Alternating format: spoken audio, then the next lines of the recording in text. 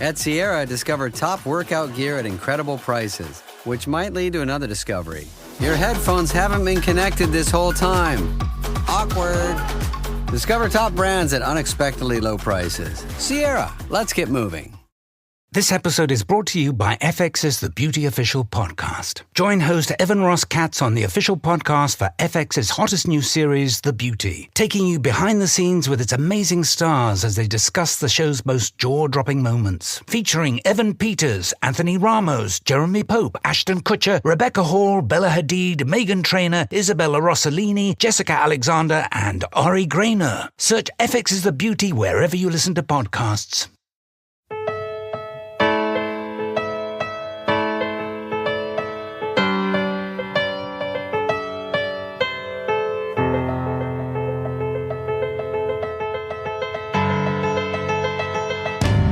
Maybe I'm abrasive, maybe I'm too much, but baby you're elusive, tender to my touch.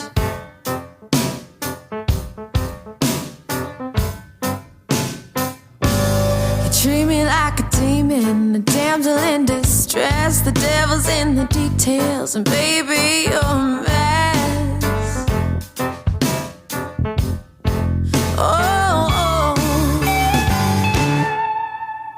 I wonder what you'd say to me now that a witness to you not going out. I've been learning the hard way. So be still, I'll set you free. Go be the beast you're meant to be. 'Cause I'm embracing the heartache.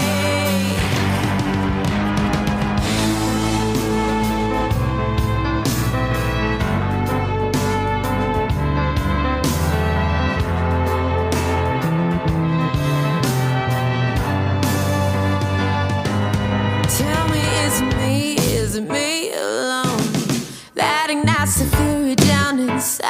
Hello, everybody. Welcome back. It's Jay Scott, and it is The Hook Rocks, the ultimate rock community podcast. Thanks again for tuning in. We always do appreciate it. We are part of the Pantheon Podcast Network, a great network of music-related podcasts. There's so many great podcasts on pantheonpodcast.com, including the official Metallica podcast, the Metallica Report. So please check out that and all the others. And don't forget to check them out on social media, Instagram, Twitter, Facebook, at Pantheon Pods. And you can do the same with The Hook Rocks at The Hook Rocks. You can also set your app to automatic downloads to get the latest episode right to your phone and get to enjoy all the other episodes. We've had a tremendous start to the year. We've had some great guests recently. We had Joe Satriani, the great guitar player, Scott Halliday of Rival Sons. We had Tuck Smith. We had, so many others. It's just been a great start to the year. So please check out all those and more. Also, Kimmy Shelter from the Starbenders. She was on recently, so that was great. And we've got another great new artist today, an album that I've been listening to since it came out earlier this year. Just captivated by it. The album is The Prize, and the artist is singer-songwriter Hannah Wicklund. I'd like to welcome Hannah aboard to The Hook Rocks. How are you today? I am wonderful. How are you doing? I'm good. You're on tour right now, right? I am. I set up shop this morning in our little Airbnb right before we check out and make our way to Boston. Nice. Yeah. Where are you heading from? We played, was it last night? No, we had a day off last night, but we were in New York City. Okay. Big Apple the night before. Very nice. Very nice. Well, we always start the same way every time we have a first-time guest. And that's really the essence of the show. Just like every great rock song has a hook that pulls you in, every rock fan has a moment, whether it's a song, an album, a band, or performance that hooked them on rock and roll. What was it for you? Oh gosh, one moment. I really have to say one of the moments that I distinctly remember being completely captivated by music and being just completely in awe was when I was like 6 or 7 years old. I was watching the concert for George with my dad, and Anushka coming out and playing sitar, I thought was the most inspiring thing. I have wanted to play sitar ever since. I haven't picked it up yet, but I had already been playing piano, and that was shortly before I picked up guitar. And I think that entire concert was just, pretty stunning. But that moment in particular, I think seeing her be such a badass on that instrument was quite a moment for me. And where did it go from there? From that moment, what led you down the path further with music, artists, songwriting? I was already kind of on my path at that point. I think I'd been playing piano since I was about 3.5, and I started writing my first song. I have my first songbook from when I was 4 years old, and the Beatles were a really big part of my songwriting adventure, because when I started playing piano, it was like I would have my piano lessons, which a lot of times were classical based, and I would do more competitions, stuff like that. But I had a Beatles Easy Play Today book where that was literally the only music, like the real songs that I ever learned. So that was my entire foundation was the Beatles. And then by the time I picked up guitar at like 8 years old, the first two songs I learned were Rockin' in the Free World by Neil Young and It's Good to Be King by Tom Petty. So I have my dad to thank for all of that epic music, but it's been a really continuous kind of nonstop kind of snowball from that point. And I started my band 6 months after I picked up guitar, and we were covering, a plethora of different types of classic rock songs. So, whenever anybody asks me who my greatest influence is or something like that, of course I have my key players that I love, but I was really taking inspiration from everywhere. Like I was learning one or two songs by this artist, one or two songs by this artist, and we were gigging out and playing. And so I was absorbing a lot of music, but I was performing right from the get-go. So it's always kind of been this 50-50 balance for me where I enjoy the music and I take it in, but writing it and performing it has always been, that equal and opposite reaction for me with music. You write some of the great songs lyrically that I've heard in a long time. And as far as songwriting goes, was there an artist, was there a song that captivated you into writing music and expressing yourself? I genuinely don't know if I could label one distinct song, but if I had to kind of comb through my memories, Oh Darlin' was the first song that I really consider my, like my party trick song. That was the song that when my dad's friends who were musicians would come over to the house for dinner, that was the song that I would perform for everyone. And I started doing musical theater at the age of 5 years old. And I did that only until I started the band. So I had like 3 good years of being in the musical world. But whenever I would do my auditions, Oh Darlin' was the song that I would perform. And I definitely credit just the full Beatles catalog when it comes to like the foundation of my songwriting, and the songs that I was really absorbing were all theirs. So yeah, I think in the world of the way I put songs together, I think I have them to thank. And I think especially now as an adult, looking at it with a little bit more of like a magnifying glass, they were the kings of having a simple song, but it wasn't as simple as you would think. If you go to learn a Beatles song, there's going to be some different chords. George Harrison loved, his kind of sharp 7, weird things he'd throw in there. So there's all of these little nuggets of inspiration within all of their music. And I definitely set out when I started writing music. I really consider the songwriting side of me to really have started when I was like 10. And it was always my goal to kind of write something a little bit more interesting and to have some part of the song kind of catch you off guard. Not every single song of mine do I like throw in a crazy bridge or something like that, but I definitely at this point in my life can see where I make my attempts to be different, you know? I think it's amazing how the Beatles were to simplify everything. And that is really the beauty in their music, because people do make the mistake of thinking that it's not good because it sounds too simple. Anyone can play this, but not everyone can create it. And it's them, it's bands like AC/DC gets the same thing. They think AC/DC is just three chords and that's it. But to create that music is just so difficult to make it sound so easy. Oh yeah, no, that is actually a prime example. The third song that I ever learned inside of the band environment with the Stepping Stones was TNT. And that was right after, I'd only been playing guitar for a few months. And when it came time to sing and play, I was pretty much singing and playing guitar from the second I picked it up. But once I learned TNT on guitar and singing that at the same time, it kind of unlocked and made every song that I learned from there on so much easier because it's such a staccato, like it's a riff.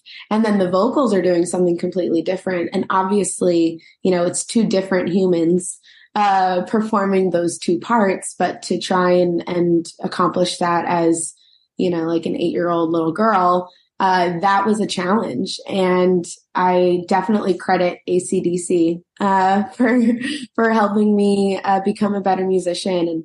And, we covered TNT and Problem Child and and Brian Johnson actually had a really, really huge impact on me as a 12-year-old because my band and I were playing a private party for a vintage car racing team. My bass player, next door neighbor, was on this team, and it was basically just a bunch of dudes that get together and race their vintage Porsches and BMWs and all that. And Brian Johnson was on the team.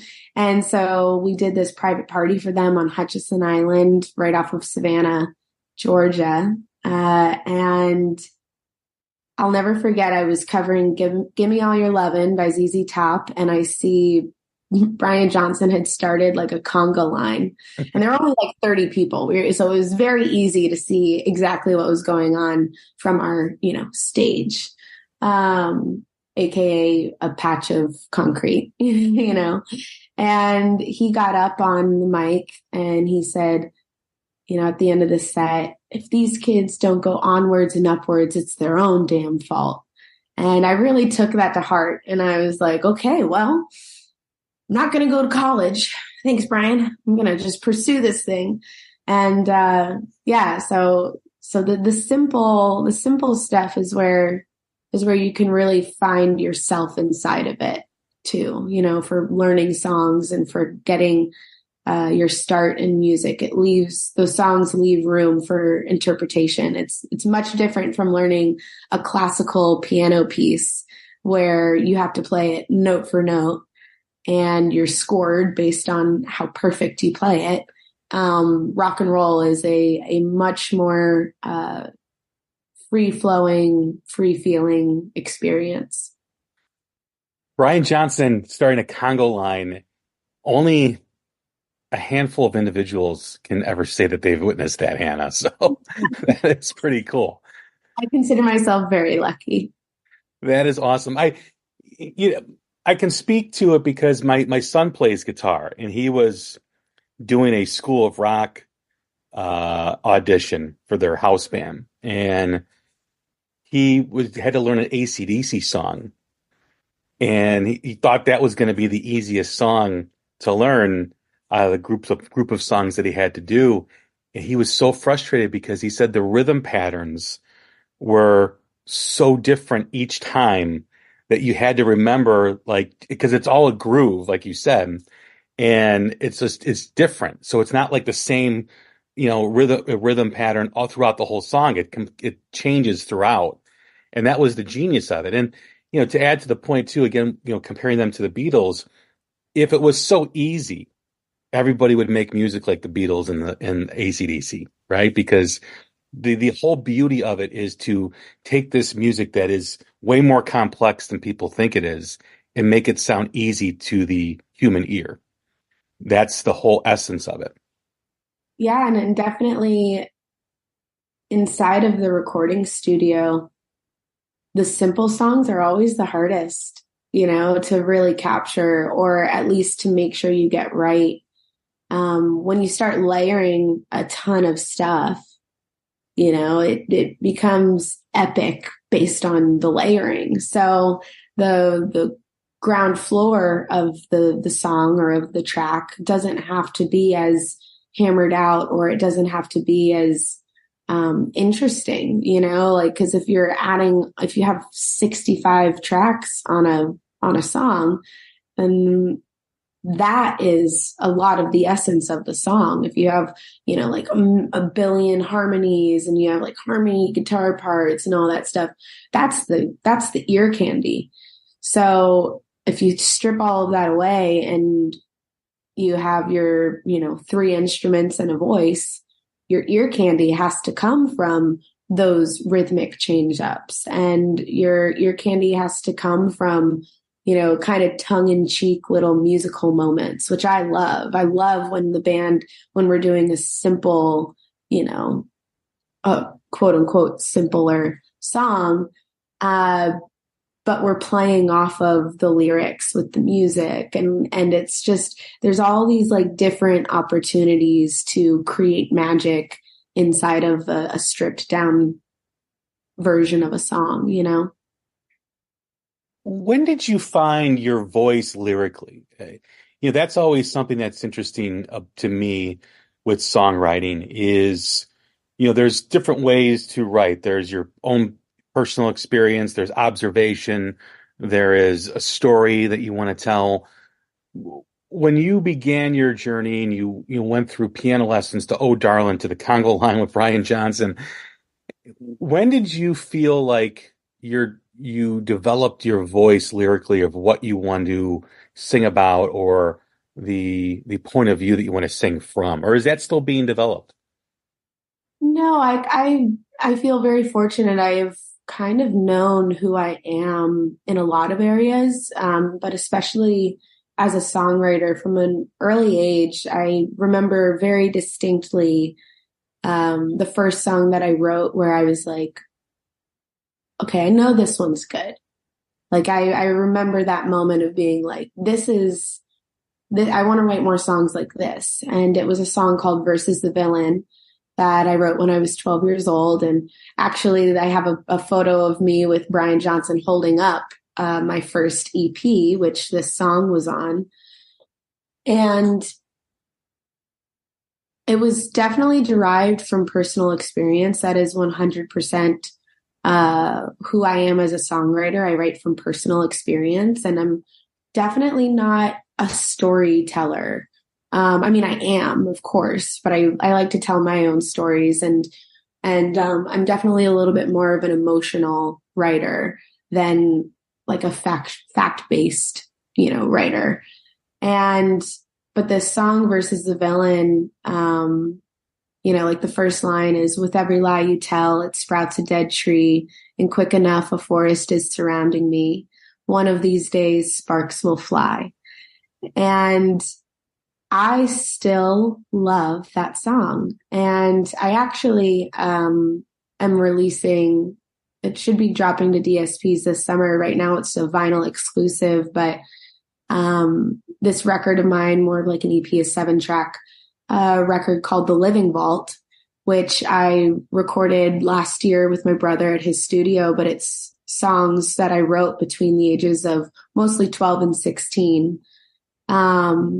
It was basically me revisiting my best of from my teenage years, because by no means were all of the songs that I was writing at the caliber of, Versus the Villain and some of those other songs that I included. I like to call those other songs filler songs on an album. But it was very important to me to honor where I came from, especially coming off of The Prize. The Prize has been, my new record has been a project of a lifetime, and it really brought me full circle. And part of that full circle moment was kind of honoring the young girl that brought me to where I am now. And so I kind of got to dissect a lot of these songs in a different way and from a completely different perspective. I was writing songs at 16 from one point of view that then when I was recording them again at 26, it was like, wow, I was writing about some interesting things as a teenager, and so I think that with each record, because I started, our first EP was at 12, and I did another EP at 14. I did my first full length at 15, and then another full length at 17. And those were all under the Stepping Stones, and those you can't find online. You can't listen to that music. But I think all of those records, and then including the one that I released 6 years ago, which a lot of people perceive as kind of my first record, which is definitely how it looks. But they were all definitely leading me to the point of where I am now. So while I found my path early on, it was definitely more of like a snaking around it. And now as a songwriter, I feel fully constituted in who I am and what I have to speak about. And, I kind of accidentally, I like to say, I kind of accidentally wrote a female empowerment rock album. And that was very important to me. And I don't think that's my full identity. Of course, that's a huge part of it. And that is the essence of The Prize. But I am very excited to see where my writing goes from that point, because now I just feel like the best version of myself that I've been able to experience thus far. So it's a very exciting moment for me as a songwriter. And yeah. Finding your voice is the most important thing for songwriters, obviously. How do you say you write from a personal experience? When you're writing, is it difficult for you to pull out certain aspects of those personal experiences, or is it the opposite? Do you use it to get out any emotion and feeling that you have when you're writing a song, if it's a sensitive topic or something that maybe is hard to communicate with, for you? Well, I would say there's definitely been a definitive shift in that for me. I think initially with including The Prize, it was more of a sitting down, just emotional release, very cathartic. But there was an event that took place when I was 21 that I'm still gathering the courage to speak about. And that really shifted things. It kind of occurred right before I wrote The Prize, so I wasn't really processing that event when I was writing The Prize. Instead, I was kind of processing what led me up to this very defining moment in my life. And if I had to be honest with you, I haven't been able to finish a song or really sit down and hammer out a song in the last 5 years. Part of it is because the path to releasing The Prize was very difficult in terms of the actual release, and the music business side of that record was quite a struggle. And so, I had this batch of songs that I cared for so deeply and truly believed in and were a part of me that I felt like I couldn't abandon them. I felt like I had to really make sure that I found them a home and kind of double down on this record And so I think part of that kept me a little distracted and kind of gave me the excuse to not be writing because I'm working on this other thing. But I definitely know that with this next record, which I have a bunch of songs, kind of half baked, I call them. It's going to be very difficult to sit down and lyrically expel what is inside. And so this is actually a very real thing that I'm currently dealing with of experiencing a shift in how I feel when I sit down to write, because I think a traumatic event leaves many wounds and many scars in lots of different places. But I think one of the biggest ones is on my songwriting, because I know that it's basically this, I have to go through it in order to get to the other side. So it's almost like I know that I have to write about this. I know that I have to take that experience and create from it, but it's very scary. And it is very hard to, now that I'm in a happy place in my life, I'm the happiest I have ever been. It's a little scary to think that I have to go back and write about this, but it's not because I have to, but because of like whatever an outside person or what I think I have to. No, I like emotionally and physically have to write about this and get through it in order to get to the other side. So yeah, I'm experiencing a lot with my songwriting at the moment. They say time heals all wounds. I don't know if I agree with that. I think sometimes some wounds aren't meant to heal. You just need to adapt and live with them. And I think that is, because like you said, sometimes there's traumatic events in your life or situations that you have to deal with that you never really get over. You reflect on them, but you learn to live with them. I think that is the mistake I think a lot of people say when they make a comment like time heals all wounds. With that, what you just said, with getting stuff out and having to write to be a form of therapy in a lot of ways, that can be, in my mind, intimidating and challenging in the beginning, because there's always a point where you have to kind of step off and go do it. But there's also the process, and at the end of that process, there is the fulfillment of writing about it and reflecting about it and having that be part of the healing process. Is that something that you think about when you're writing about these events in your life? That yes, in the beginning, where do I begin? How do I express this? And there's the challenge. Plus, there's also tapping into those emotions and reliving those events. But then at the end, when you look back at a song and a lyric that you wrote, it helps you process what you've gone through. Is that a true statement? Oh, for sure. And that was the prize for me tenfold. It was a very cathartic, a very healing experience, both writing it and then recording it. And a lot of times, and I pretty much every time I'm sitting down to write, I'm not necessarily sitting down with the intention of like, I'm going to write about this today. It's more that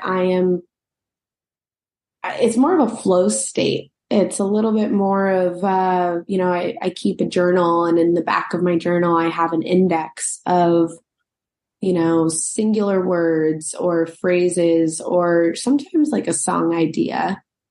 But I'll kind of rummage through, my own words and find inspiration again. And then that is a lot of times what kind of ticks it off. Or I'm sitting down at a piano and it's just, I'm playing and singing and words are coming out. And a lot of times I don't really understand the full meaning of the song until it's in the rearview mirror.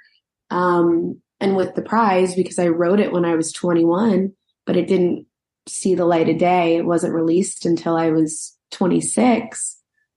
I have a totally different perspective and point of view on those songs. And when I'm, doing interviews about them, it's been an interesting experience because I've gotten to live with them for so long that their meanings have kind of evolved inside of that time.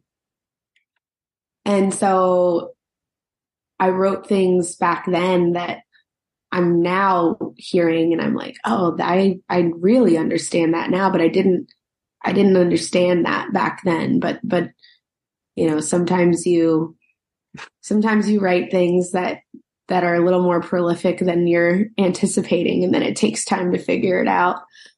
But I think the next batch of songs is going to be a different experience for writing because I'm going into it knowing that I have something in particular to kind of dissect. So, it's a journey. Everything is. So I'm not going to be the same songwriter that I was 5 years ago and 10 years ago, but that's exciting. So how do you stay connected to music that you made 5 years ago and, for so many different reasons, it hasn't been released? I mean, it's, industry issues and whatever the case is, but how do you stay connected to that music and now start performing it when you're an artist and you're constantly looking at what's next and what you want to write about, all these personal experiences that you're having or have had that you still need to create and write about? How do you stay in the moment with the songs that you released with the prize that were made 5 years ago? Well, I've always considered myself a quality over quantity songwriter. It's kind of how I like to do anything in my life. Is like, if I'm going to do it, I'm going to give it my all. So, I didn't have 20 songs, that we narrowed down, or, I'm a very intentional writer, which means that I am pouring my absolute heart and soul into any song, especially starting on the prize and moving forward.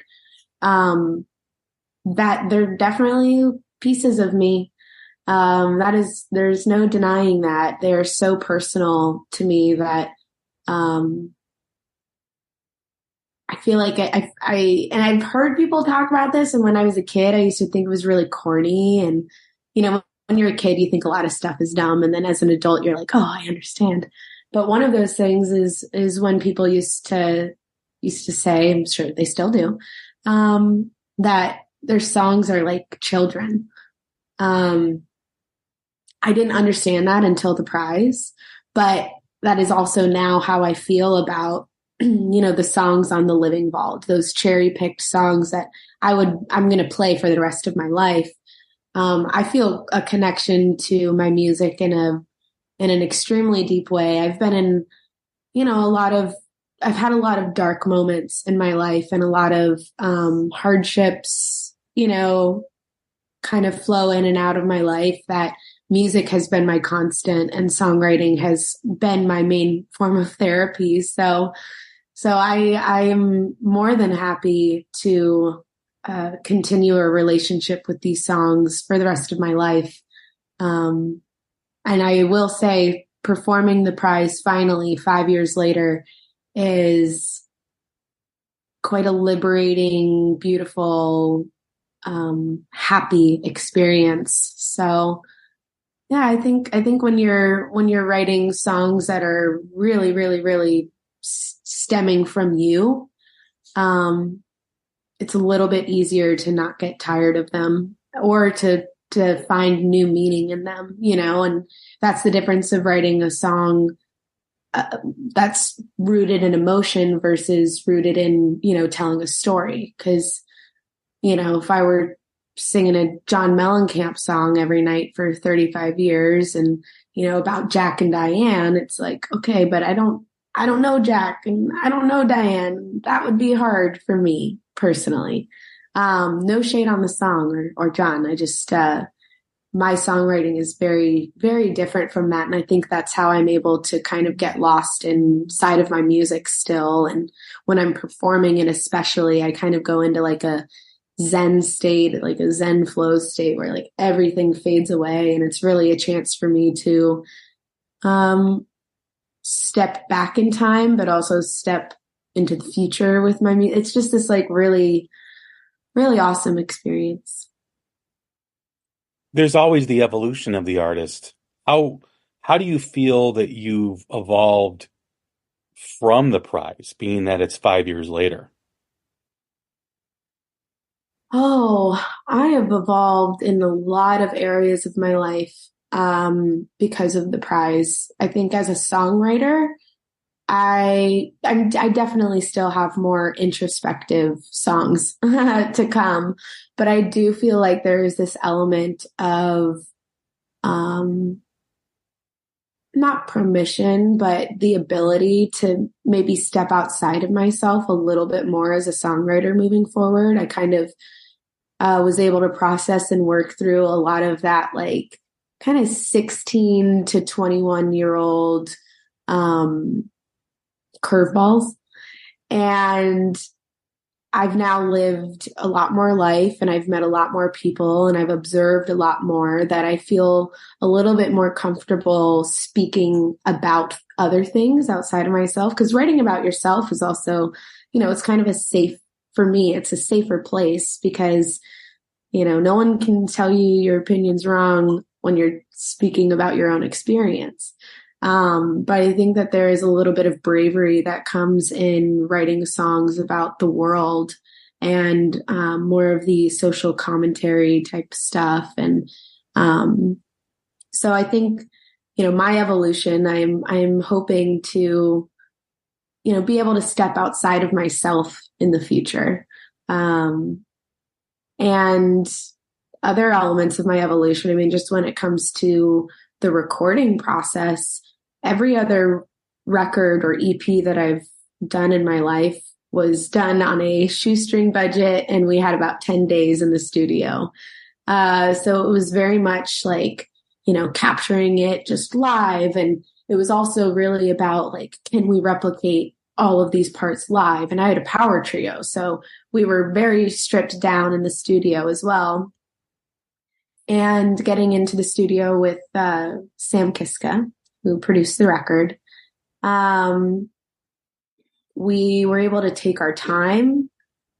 We were tracking it differently. Some songs we were still kind of putting the bass layers down as a band, but other things we were kind of building up.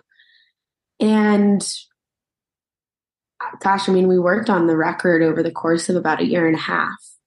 So the ability for these songs to, expand and like live and kind of evolve in an organic way, that was an experience that I am beyond grateful for, because I had never had the opportunity to like have fun in a recording studio. I mean, of course, recording records is fun, but it's super stressful when you have 10 songs and 10 days and wiping all of that away and being able to, just try out ideas and test out, weird little moments and all that stuff. And it kind of gave us permission to, make mistakes or go back and change things, which I wouldn't say that we did much of that. But when you have time, you're not as precious with every single thing that you're doing. And, so I think going into the prize, I've always considered myself a live artist. I always feel that I perform my best when I'm feeding off of the energy of the crowd. And that's kind of where I love to live, is in the live setting. And I never really considered myself like a recording artist, but with the prize, I 100% consider myself pretty much equal parts live artist and recording artist at this point. So that was a really important element of this new record. And then in the personal realm, I'm so happy in just my life in general, but I think getting older is such a gift, and I am so much more in tune with myself as a human being at this point. that I think that period of time, being 21 when I wrote it, but being 26 when I'm talking about it and introducing it to the world, means that I'm able to give kind of a different perspective on these songs and just kind of speak about my life experiences in a much more gathered and a far less triggered place. Because I think the thing that comes with like trauma and the peaks and the valleys is a lot of triggers. And I was definitely burnout and sad and lots of unbecoming emotions when you're trying to bring people into your world, and so that 5-year gap really kind of gave me permission to process a lot of the things that I wrote about. And I graduated high school when I was 16 and hit the road. And I've had, the music business kind of really came for me when I was 18. Lots of behind the scenes meetings, lots of false starts and things of that nature. And I was always wondering, I think anybody who's pursuing a music career like I was, it's like you're grinding and you're excited and you're every little opportunity. It's thrilling. And then when things don't work out and when your career isn't quite going the way that you thought it would, it is very easy to get down on yourself and look at what you could have done and be like, well, why didn't this work out? And all of these things. But now where I am, I kind of look at everything. I'm like, you know what? I guess everything really does happen for a reason because I want to be a good role model for younger women. And I would love to be an inspiration for young ladies to pick up guitar and play rock and roll. And I would love to be able to talk about, some of the bullshit that I went through in hopes that, we can avoid that for other people. And I don't think that my brain at 21 years old was really able to hold space for that alongside creating my own career. And so my role as a human has very much so been put into perspective, and the things that I get joy out of now are very different from when I was 21. And I really enjoy, meeting some younger female guitar players, and like Grace Bowers is one of them. Like we've been friends for a couple years and, we've gotten to play together a few times, but we started off as friends. I wanted to just have her not feel too alone inside of this business. And so we we'd go out for, ice cream and tacos and stuff like that. And I really just wanted to feel like, I wanted to be the person that I didn't have growing up. And so, you can only get to that point with maturity and with, years under your belt. So I'm really happy with how everything kind of went. And I think there's a reason why, things in my career didn't pan out when I thought they would. I have very much so created my own path and very much so created my own home with this record. I ended up releasing it on my own label, and hopefully one day it's a label that can home, other badass, women and men. And that role, I think, is very much part of who I am. And it took a lot of time to get here, but here we are. So. Yeah, Grace was on the show in October.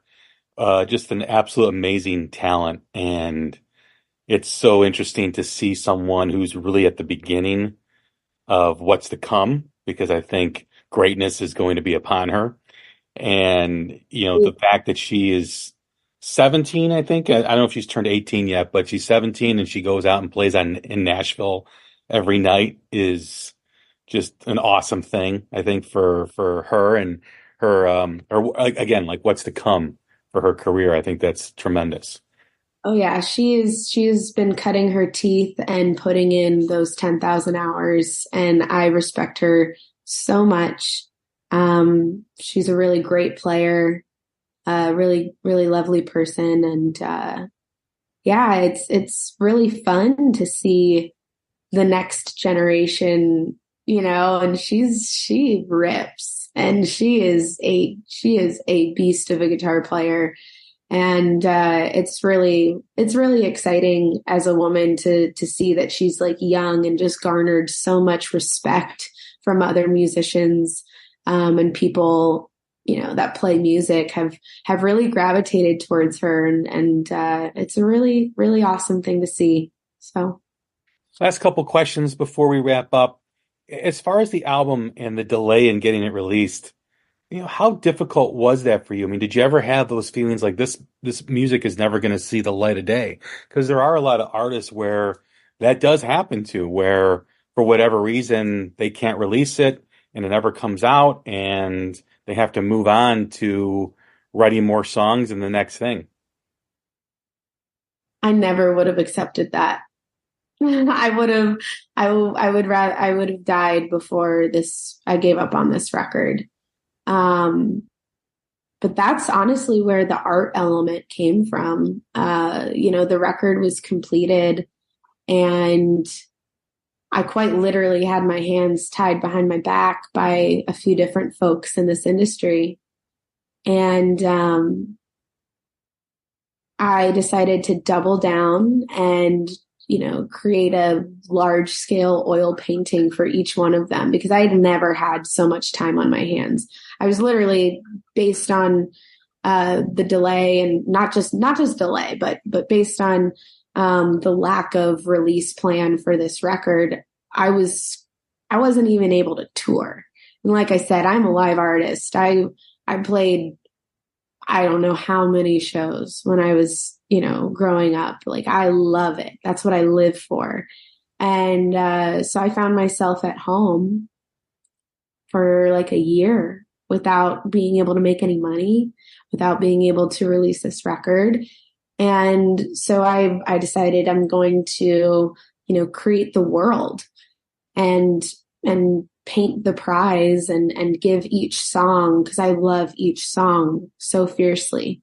I wanted each of them to have their moment and have their own identity, and, prove to people why you should care about this record. And when I found myself, very frustratedly accepting that this record wasn't going to have much assistance, in seeing the light of day, I took over my management. I started self-managing myself yet again. And I've had some fancy named managers, I'll just say that. But for some reason, whenever those men get involved, my career slows down to an actual crawl. And I think people have a hard time putting my music in a box and then adding in my artistic element and all of these other passions of mine that I, want to put my time into. It was very hard for people to know what to do with me. I'll just say that. So I took over the managing side of things, and then I decided, I'd been kind of going about it the other way. I'd been trying to find people to help this music be released, that I was like, you know what, I'm just going to start releasing the music, and let the right people come to me instead. We could call this the Costanza method. And I released my first single, Hide and Seek. And then I released my second single, which I believe, was it Witness? I think it was Witness. Yeah. So it was the second song, the second single. It was the day that I was releasing it. I was connected with my now label partners, through Scooter Weintraub, fantastic manager in the business and a mentor-ish kind of friend of mine that has helped me, through the years. I've been able to call him and check in, and he introduced me to one of his close friends who had just started a label. There were some vets in the business, and one of my like label partners, him and his brother started Enigma Records back in the 80s, and and they were just some really good guys that understood what I was trying to accomplish and were, rather than intimidated or afraid of how many ideas I had, they were excited. And so, yeah, by the time I released the third single, we had negotiated a contract and I had built my own imprint, Strawberry Moon Records, underneath Flatiron Recordings. And I am now like officially pretty much the CEO, manager, boss, bitch, like I'm doing it all, and I'm coming up on the 1-year anniversary of when I pretty much decided to stop waiting on anybody in this business and to just carve out my own home. And so, yeah, and I'm so happy. I'm so happy being the one, to be driving the bus, so to speak. I envision the business card, Hannah Wicklund, boss bitch. I'll get some printed up. I'll send you one. Please. It just frustrates me because I hear stories a lot of what you've gone through, and I don't understand the industry, how you can focus on an artist that you like, a new up and coming artist or an existing one, and love their music, and then have them create the music that you want them to create, and then fuck with it. Like, it shouldn't be that hard of a process. You like something, you believe in something, that artist keeps continuing to make what you love and believe. Now you release it. It should be pretty simple. It's not and it just seems like, for whatever reason, they dangle a carrot and then they keep moving the carrot back and they keep moving the carrot in other places. And you got to follow this thing, and you can really lose yourself. And I know artists that have lost themselves because it's a very manipulative process, the whole thing. And it doesn't make any sense to me and at all. And I don't think it ever will. Well, unfortunately, it's the irony is not lost on me, but the prize is very much so rooted in femininity and me coming full circle. And, when I'm performing this record on stage each night, I'm wearing basically like a wedding dress designer made me this beautiful dress and surprised me with it. And it couldn't be more perfect. It's just this beautiful full-length gown, a pink gown with flowers and a snake on the top part, and I'm wearing a tiara on stage, and I'm wearing the pink guitar that Sam, who produced the record and is my beau through the experience, that he bought me that guitar, and now I feel like a princess on stage every night. And 6 years ago, if you had asked me if I would ever wear that or be playing a pink guitar on stage, I would have thought you were crazy, because I had to lean into my masculine so much in order to gain respect inside of my career. And I definitely fell into that, like I wore plenty of black leather pants, I definitely did that rock kind of thing. And so this record really brought me in touch with my femininity in such a personal, close, beautiful way. And it also brought me, I love Sam dearly. And that was a really wonderful element of making this record, was finding a man who understood and cared about me, and, held space for my struggles and all that stuff. But we met through mutual management. We had the same manager, and that was how we got introduced. And I truly do think this is the most blatantly sexist thing that's ever happened to me inside of my career. But, we were in the studio making this record, and, we fell in love.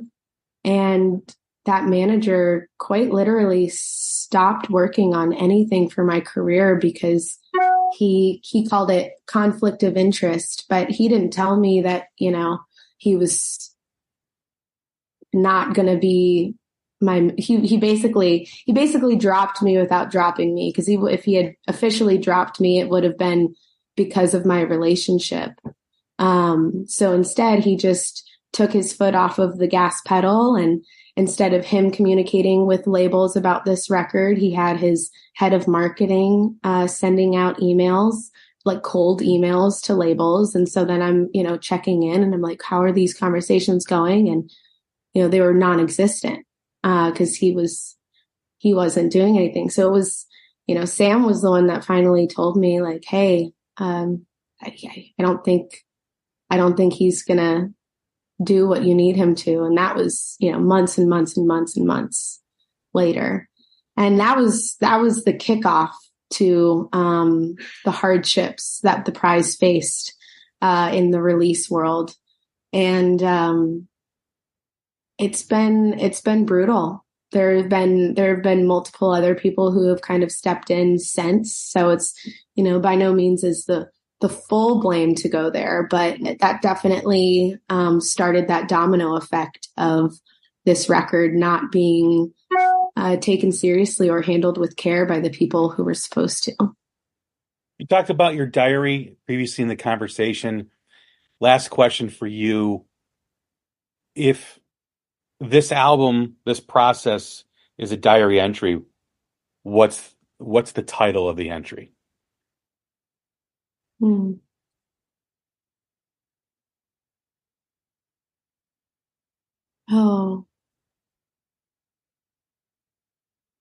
Oh, that's an interesting question. I like that.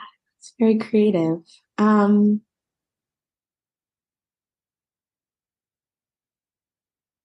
I think it would be Rest Easy Girl, You've Done Well in This World, which is a line from The Prize, and essentially is I had to fight a lot of fights as a young girl and into my young womanhood, and that hardens you, and it's scarring, and that song is really about having love for your younger self, but also like letting go of some of those harder exterior shells that you kind of have to build up to keep yourself safe in this world, and giving myself permission to be softer and be feminine and play rock and roll. So yeah, I think that line kind of sums it up. Hannah, I've really enjoyed this conversation, and thank you very much for the time. It's been wonderful. This was a lovely time for me as well. I appreciate it. Thank you very much, everyone. That is Hannah Wicklund. Get The Prize on all streaming platforms. It's a great album. Absolutely love it. You can find all her links in her website, social media stuff in the show notes. So after you're done listening, just click on one of those and go into the Hannah Wicklund world. It's incredible. The music is absolutely awesome. Once again, I'm Jay Scott. This has been another episode of The Hook Rocks, the Ultimate Rock Community Podcast. Take care of each other, stay safe, and we will talk soon. Thank you. Come on and cut me loose. Let me free fall with the truth. But baby, there's no love lost when we fight without a cause. Oh, take a look around. Take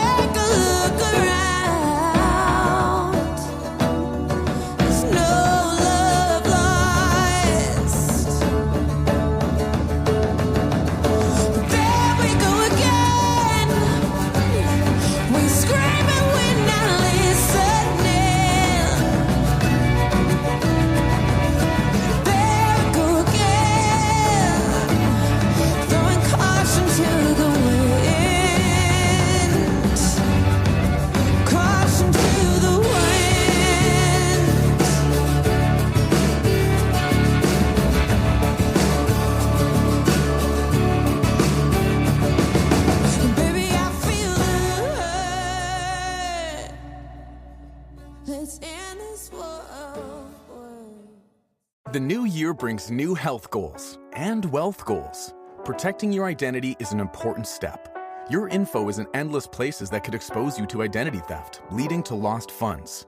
LifeLock monitors millions of data points per second. If your identity is stolen, our restoration specialists will fix it, guaranteed, or your money back. Resolve to make identity health and wealth part of your New Year's goals with LifeLock. Save up to 40% your first year. Visit lifelock.com/podcast. Terms apply.